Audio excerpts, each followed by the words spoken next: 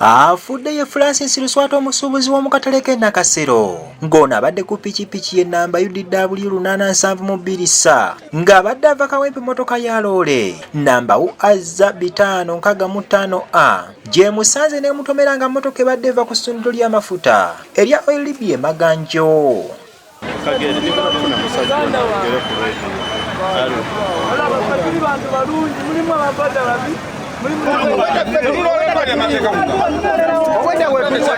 Okusinziira ku birabiddeko n'agabwe ng'akabenje kano kagwawo kavudde ku mugoba abadde avuga ekimotoka kya loole.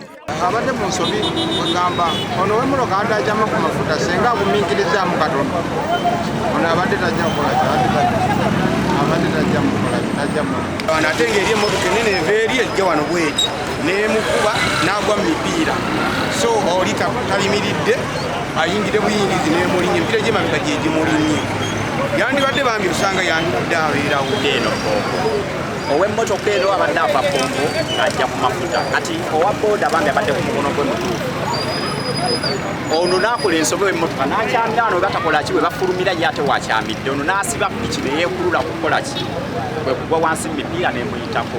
Abatuuze bavudde mu mbeera ne baagala okugajambula omugoba wa loole wabula poliisi n'ebalemesa.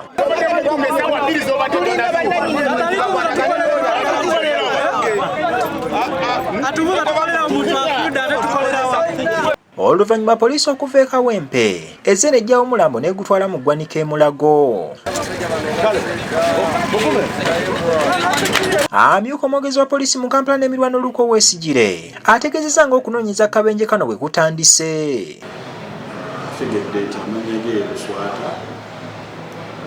Francis era ng'omulambo gwe gutwaliddwa mu ggwanika twagala kumanya akabenje kano kavudde ku ki naye nga kyembi nti omuntu amaze n'afa abadde ku piki so tunoonyeza kukyagenda mu maaso piki ejjudde awo epaakingiddwa ku polisi then n'emmotoka omugoba waayo ali mu kutuwa statement ku biki ebyabaddewo.